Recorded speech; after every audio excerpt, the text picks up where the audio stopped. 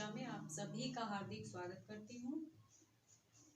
आज हम आपके सामने हिंदी का एक बहुत ही बेहतरीन प्रकरण लेकर आए हैं जिसका नाम है संज्ञा। संज्ञा को समझने में काफ़ी बच्चों को बहुत समस्याएं होती हैं, लेकिन अगर हम इसे ध्यानपूर्वक पढ़ेंगे तो यह काफ़ी सरल होता है, और अगर इसे लापरवाही के साथ पढ़ेंगे तो यह आपकी परीक्षा में घातक सिद्ध हो सकता है। जैसा कि हम सभी बचपन से पढ़ते चले आ रहे हैं कि संज्ञा किसे कहते हैं, तो आइए अब हम इसे पूरे भाव के साथ पढ़ते हैं कि ये संज्ञा है क्या चीज। संज्ञा का संधि विच्छेद होता है सम धन ज्ञा।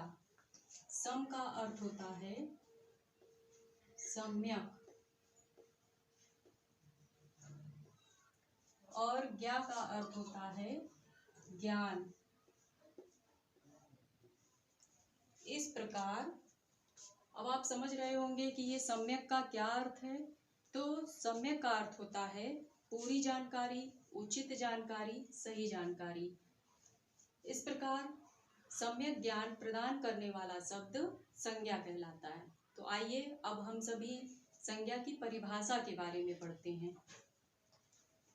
किसी व्यक्ति, वस्तु, स्थान या भाव आदि का बोध कराने वाले शब्द संज्ञा कहलाते हैं।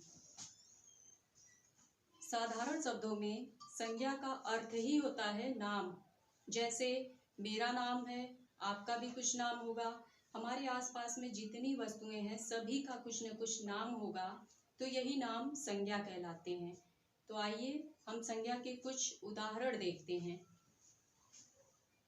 व्यक्ति के नाम, व्यक्ति में किसी का भी नाम हो सकता है, जैसे अंशिका, रीना, पीटर, किसी का भी हो सकता है।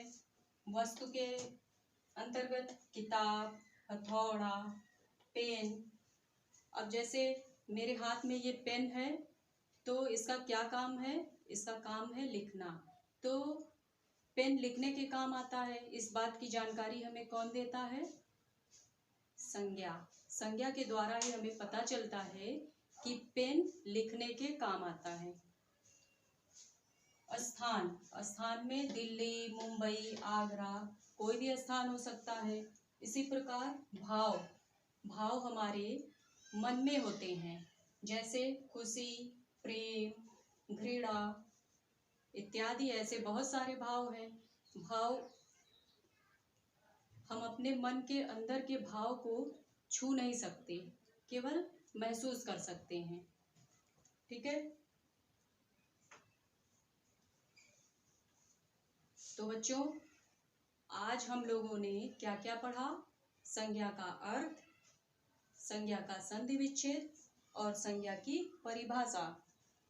तो उम्मीद करती हूँ कि आप सभी को आज पढ़ाई गई समस्त बातें अच्छे से समझ में आई होंगी, और दूसरे भाग में हम सभी संज्ञा के प्रकारों का अध्ययन करेंगे। धन्यवाद।